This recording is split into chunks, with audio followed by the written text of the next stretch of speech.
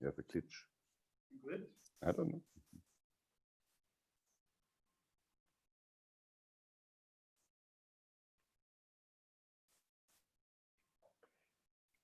Hello, everyone. Welcome to our second day of RAM Festival 2020. This day is dedicated to the artists we are showcasing. And we hit off with an artist talk about the topic social or distancing, which perspectives is VR art taking.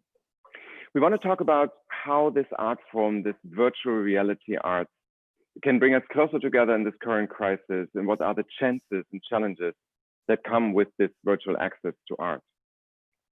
This panel is made possible by the kind support of Nordmetall Stiftung, Nordmetall Foundation, and it is happening in virtual reality now on our screens, and we are all streamed live on YouTube on our channel. And in the last 2 years, normally we held this in our physical space. This is where I'm standing now, here in Hamburg at the Oberhafenkwartier. We had those keynotes with artists and these panels, and we would have loved to bring all the artists here to Hamburg and have this live here. But in our new virtual version, we do it in the virtual realm. I'm very happy to be talking to the artists, two of the artists that are featured in this year's RAM program. So we have Michelle Marie Letelier she's the artist behind The Bone.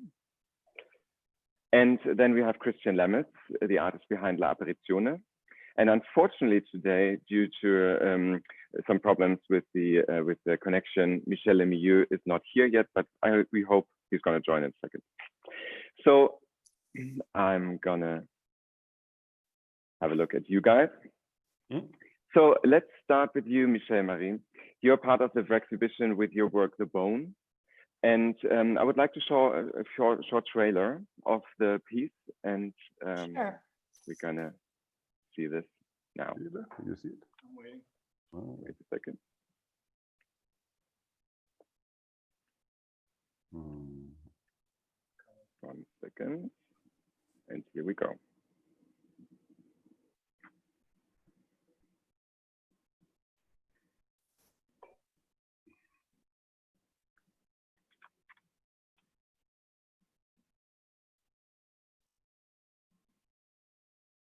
Should be sound, no? Yeah, I don't feel the audio. Yeah.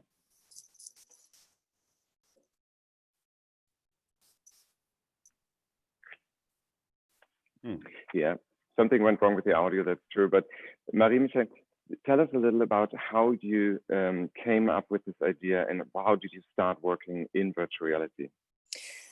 Wow, it's a long story. Yes, I don't know if tell I us. can tell the whole story now, but it was kind of like an accident, really, because, okay, the short version of this.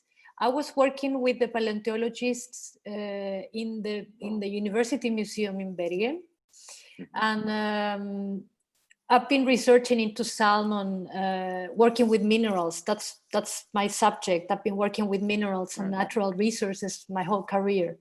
And since 2016, I'm working with salmon, as a natural resource or biomass, and all this dichotomy between wild and captive salmon. And so I was working with paleontologists in Bergen in a residency, artist residency. And one day, one of the paleontologists come to me and say, "Hey, look what we found." And it was this beautiful skull, wild salmon skull, like perfect, like completely with all the bones, and it was perfect, and it was so beautiful object. And then she said, "Well, we can lend it to you. I don't know what you want to do," but we were preserving the bones of farm salmons with paleontologists. That was what we were doing. I was interested, and I'm still interested in working with the bone as a geological statement, or the last object that from a living being that is preserved in the geological strata. That's kind of like more or less the concept of it. So I had this skull, and it was so beautiful. First thing I did, I was like, all right, let's take pictures of it. And then I was like, well, what if we scan it like in 3D? like, and then we can have something with those files. I don't know, like maybe like a 3D printing or something. So with the help of some people, Beck and some other people, we scanned it in the Bergen Academy. I got these files. I came here back to Berlin. I went to the Natural History Museum, and they were working already with these files of skeletons and making 3D sculptures of it. But then something felt wrong, you know. Something felt like, I don't know. I don't really want to end up with this bunch of, like, a mountain of plastic, you know. So then, I was thinking, and you know, like my creative process is a lot of conversations with a lot of people, and then I came up with this, like, what if we do it virtual? You know, like a virtual reality. And for me, that was kind of crazy idea. I have no idea, and still have no idea how to make a virtual reality experience. You know, so. But then, it was this open call to participate in this Biennale, the Screen City Biennale in Stavanger in Norway, and they were interested in receiving proposals for like new media and virtual reality. I was like, all right, let's just give it a shot, you know, like. Great.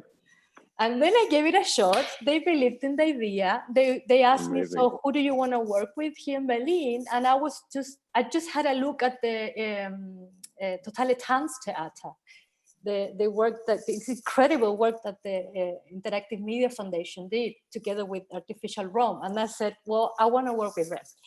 So, and this is how it happened. And Cool. we were the whole last year developing this experience, and this year we are making the second version with a longer outro, and in Spanish. It's gonna have a Spanish version as well. Cool, that's really amazing. So I just heard that Michelle is just coming from Canada. Just wait 1 second, and I come back. Okay. Okay, he woke up. Yeah. It's much earlier in Canada, so maybe you overslept. No, I don't think so. No, joking. In the meantime, Michelle, tell us a little. So you didn't have any background in VR art before. No. So what was your inspiration? Did you have other pieces? Did you see other pieces that inspired your ideas about the bone? Well, I feel like I have a sculptural mind. I've been always thinking in terms of a sculptor. Hi, Michelle. Hello. Hey, now you're Hey. here. Oh. Hey, Michelle. So good that you're here. I'm really happy to be there with you. Very good. How is everything in Canada? Are you okay? As you see, it's beautiful, beautiful weather. Very nice. And Where in and Canada still, are you? I'm in between Montreal and Ottawa. I live in Montreal, but I have a countryside, and since the confinement, I'm doing countryside work, confinement work. Beautiful. In my place. Fantastic. Yeah, we just started and we talked about Michelle's work, The Bone, and she was just telling us what other pieces were inspiring her to do that, like in a digital world, to work with this fantastic bone piece of the salmon. Maybe you want to elaborate a little more, Michelle. Yeah, no, I was saying that I feel like I have a sculptural mind. So all my ideas are to do with viewing an object from like all the angles, you know, 360 angle. So I feel like from that point of view, from that inspiration, this idea of working with this object, which was the skull, to imagine it like being inside of it, and then to be able to construct it so you can see it like it's a cathedral, you know. That was important for me to work with the scale. Yeah. And that's really what you see once you see the experience. You have the feeling you're inside of this, and this is the beauty of virtual reality art. You're really immersed in the moment. You're three-dimensional, and I'm really, really happy that we can showcase your beautiful work in our virtual BREM Festival this year. Thank you. Christian, you're a painter and visual artist. You're based in Denmark, is that right? In Copenhagen, you're at the moment? Yeah, Copenhagen. Yeah, no, mostly Italy and Exactly. Copenhagen, but Italy is not possible at the moment. No. Yeah. So I'm just gonna show a short video of your piece. Wait a second.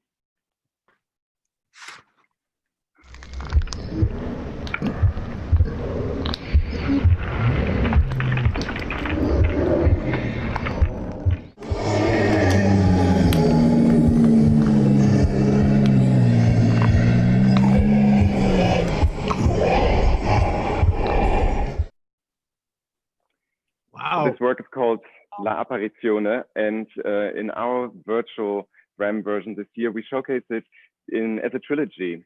So we also have assets from two other works of you, Kristen. So one is Locus Solus, which is the newest work in this trilogy, and the other one is Traum. Maybe you tell a little about how they are connected and how you conceive these artworks. Well, I would see like virtual reality for me was a possibility to work with a, how you call it, the fantasy of the brain. So all three works actually are connected by the first one. You might see that I have a Catholic upbringing. Actually, someone said that to me yesterday when they're in the experience. Yeah, like 5 years of Jesuit boarding school, it's enough to do it.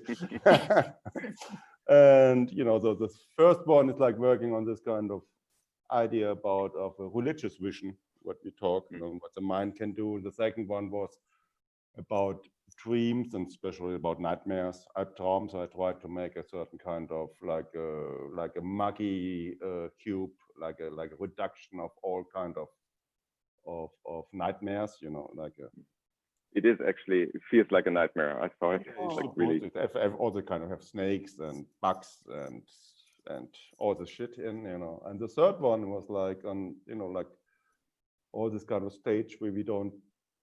And the third one was like about hypnosis, where I try actually to hypnotize the spectator to die. So if you want to buy the work, please pay in advance, So.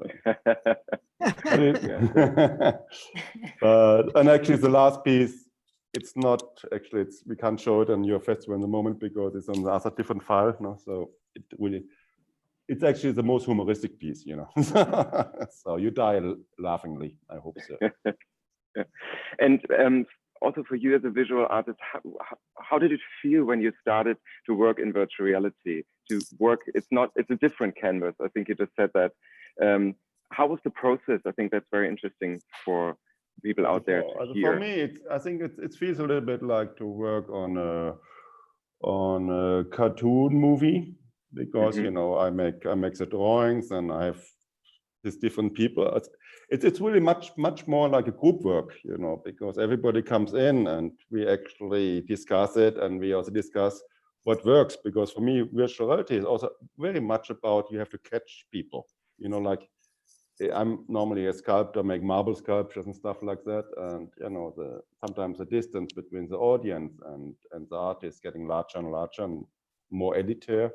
And with virtual reality, you actually still have this kind of fascination about the medium, actually just could make a water drop and everybody would think it's fantastic, And the other point I think is very interesting is we don't know what it is, Is it a moving sculpture? Is it a kind of a 3D theater? Is it a video game thing?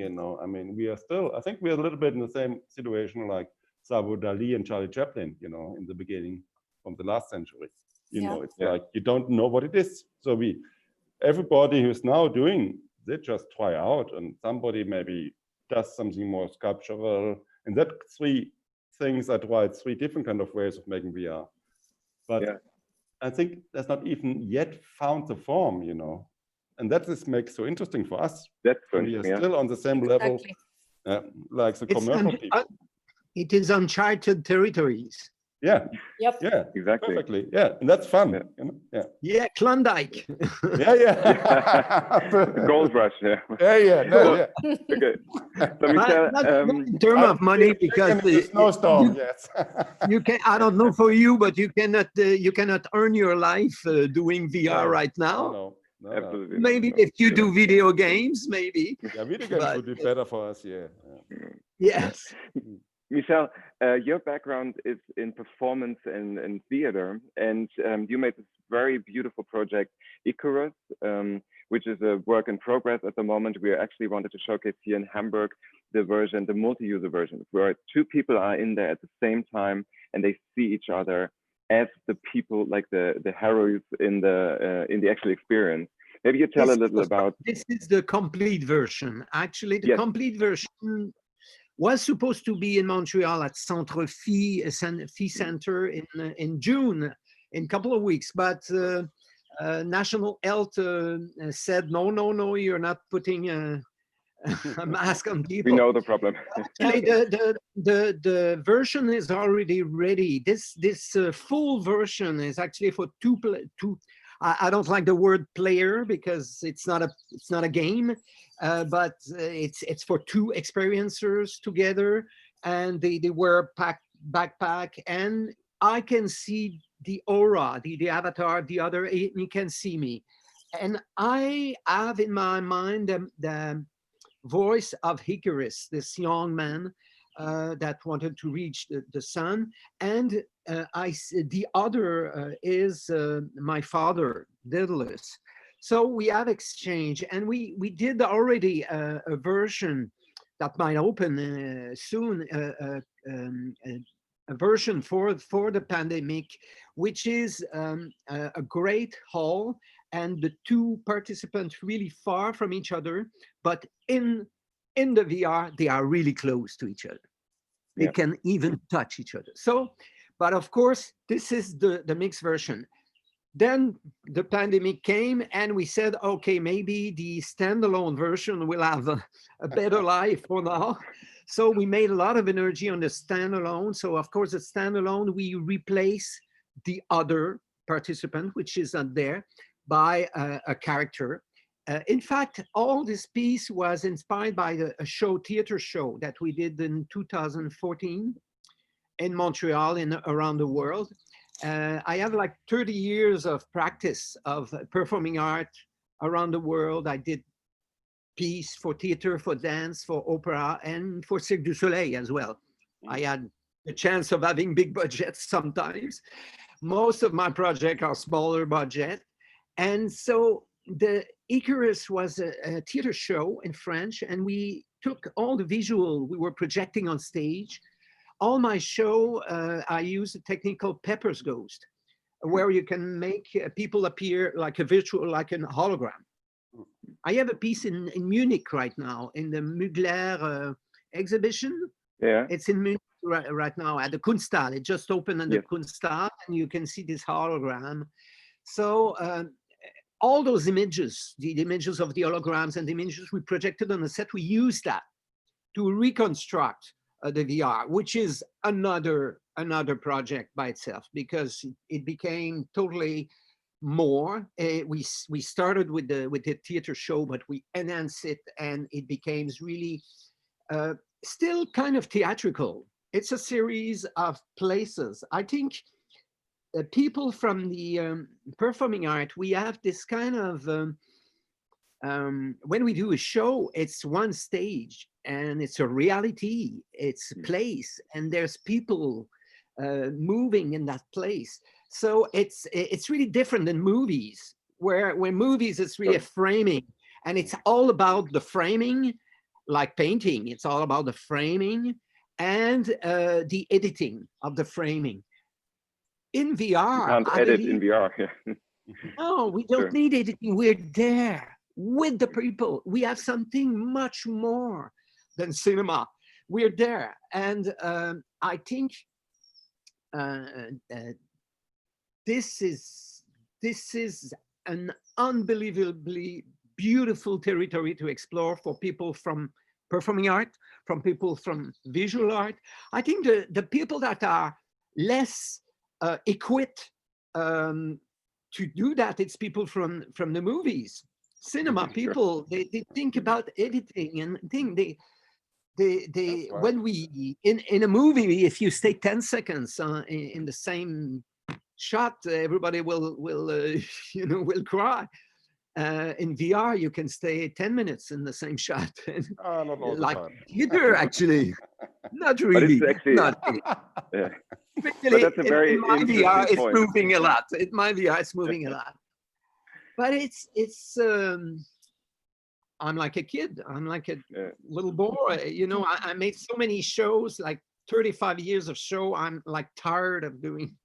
I like performers, but I think virtual reality is this new incredible medium that we can use and make something. For me, what is interesting though, I'm not a programmer. I'm not really an artist that work with codes. I work with teams, a big team. And as you said earlier, Christian, sometimes these are really nice people. Most of them are under 30 years old. They have all big classes and they're great nerds. But I feel like I'm the policeman of the sense. Oh, What okay. is the meaning of what all that, you know? And as we went into the creation, they arrived with incredible things, but yeah, but it's a great gadget, but what's the purpose and what's the meaning? So it's quite young. Our production team is quite young, actually. So we have to come bring that. Okay, meaning is the principal thing. If it's just anything for because it's nice, it doesn't work. So I thought I had like a kindergarten to take care of. I think we should just have a little look into Icarus. I have a trailer here. Just wait 1 second.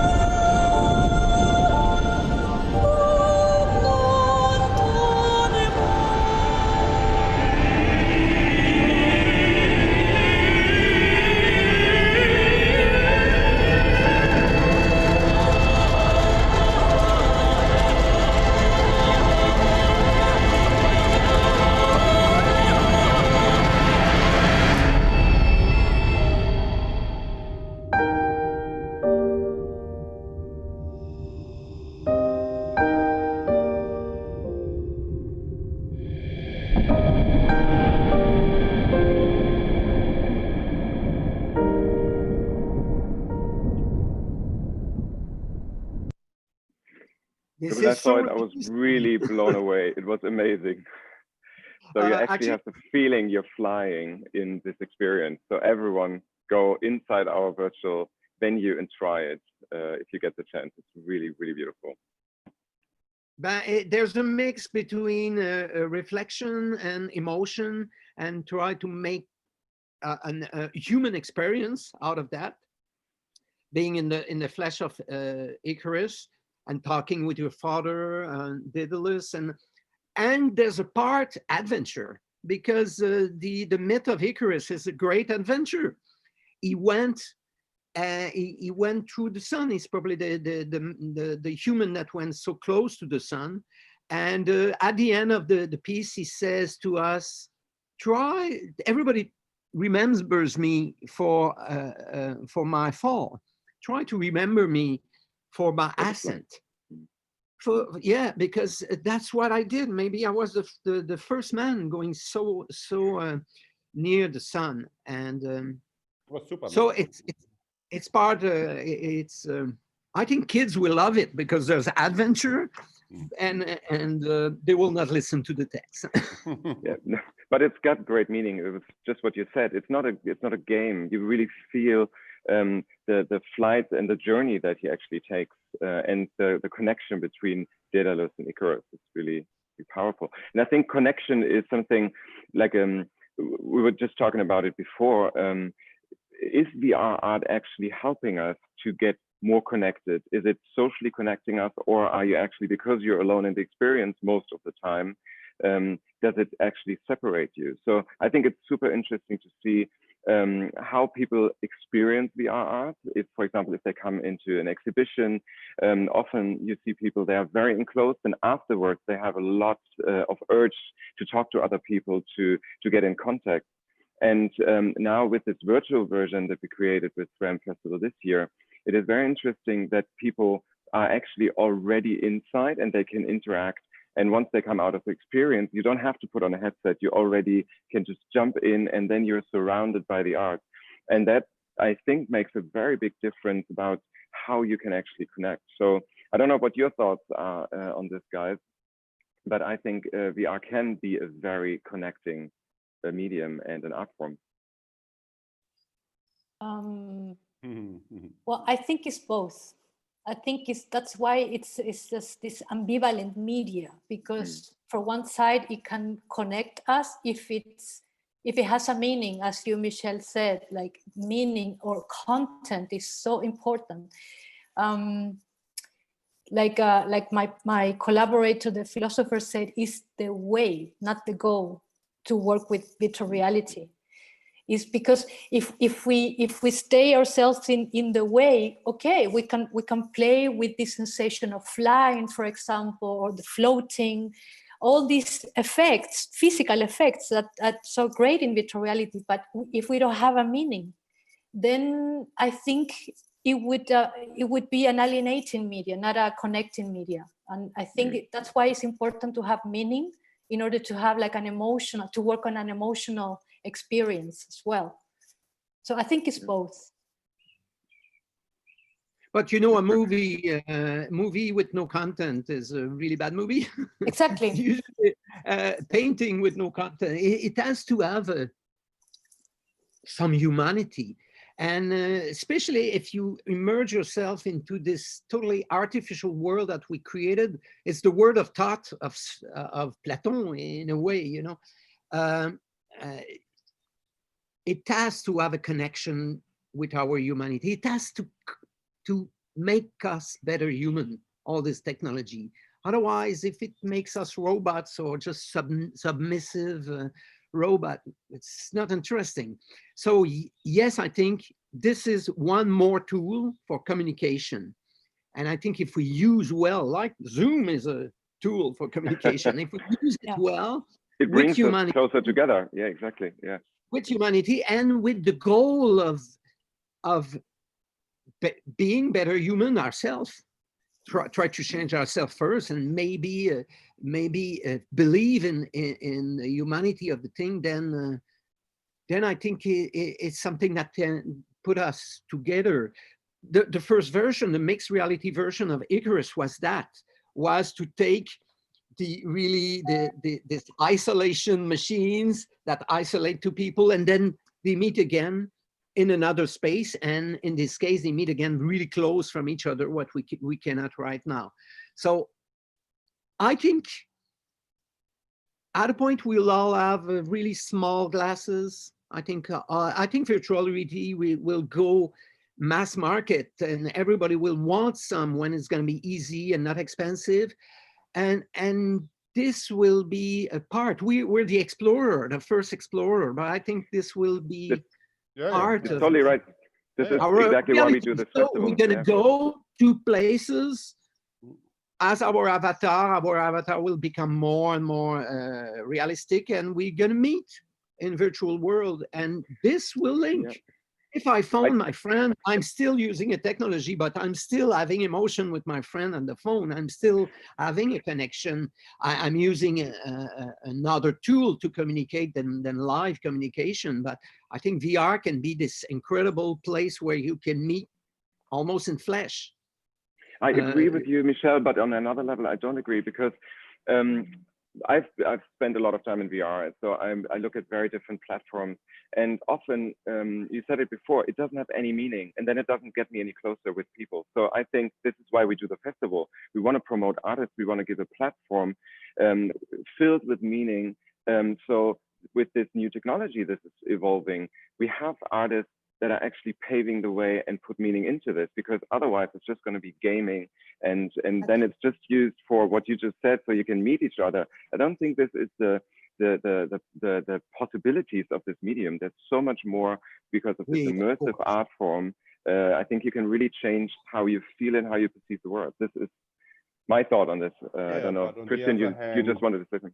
Yeah, on the other hand, I think sometimes the fun part is actually, for me, art is not meeting somebody. For example, if I go to an art museum, I perfectly want to have the museum actually pretty empty, so I can just experience this painting or the sculpture alone. You know, if I'm going in a theater, actually, I want to have the theater filled up, because it's sad to be the only person with 8 actors on the stage. So I never really understood this kind of criticism and about VR and taking people apart. I think it can serve for both parts. You know, my biggest dream would be like it said before, you know, I mean, VR will be a big part of our life. Like, people have headphones now and have their own film music when they go to the metro. You know? So I don't think. So I think we have to be prepared as artists with those medium, and we have to, as soon as technology comes more mainstream, we have to fill it with content and artistic content. Or we have to find a new medium then. Then we have to find a new medium.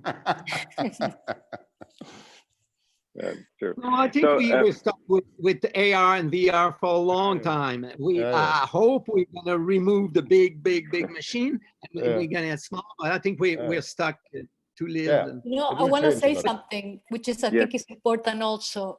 I think VR is important in terms of global warming. It's an ecological thinking because it talks about immateriality, and this is also how I came up with VR, because I was against doing a 3D mountain of plastic, 3D printing, and I think this is interesting in order to think about it. You know, like we're living in a very extraordinary times that we have to think of the materiality of our work, and VR is really like a good medium to think about it. Absolutely. If we want to have the same experience as a sculptor or theater or performance. And of course, if you are lucky and you go all your life, you travel around the world and see those beautiful museums everywhere and galleries, and it's great, you have a great life. But so many people are stuck in their home, and especially nowadays, can they see as well some incredible places? And of course, VR is just an illusion. It's just a replacement of reality. We don't want to replace reality. But if I'm living, I'm happy I'm living in nature, but I'm living in this tiny room, and I'm really, my world is really tiny. When I put that, it's a kind of new freedom in a way. I think it's not just alienating. It could be alienating, like television is really alienating for me. I don't watch television. Television suck all our energy, and they're really good at it. They're really good at it because it's difficult to you know, it's your hook. So of course there will be people. There's people hooked to video game. There will be people hooked to virtual reality, but it's not a reason not developing it. And as artists, I think we have to take the place and indicate the way. You know, at the beginning of movies, yes, there was Chaplin, but there was Eisenstein, there was other people that took this medium that was brandly new, totally new, and they kind of invented the medium, and they showed the direction, pointed direction. Yes, we can do art with this complicated technological medium. Totally. This is a very nice. This is a very nice last words actually for this. Thank you. It is a new medium, and we're breaking into new grounds with this medium, and it does make art more accessible. This is what I found yesterday in our opening. It democratizes art in a way, so a lot of people have access to it now. I was in the opening with people from Brazil, from Denmark, from South Africa even, and I was going into this museum together with them, and we could meet. And Michelle, thank you so much also for what you said. In this current crisis, in this current situation, it is such a relevant medium because it is changing the way we perceive the world, but it also has a physical effect on what we're doing, how we travel, how we get together.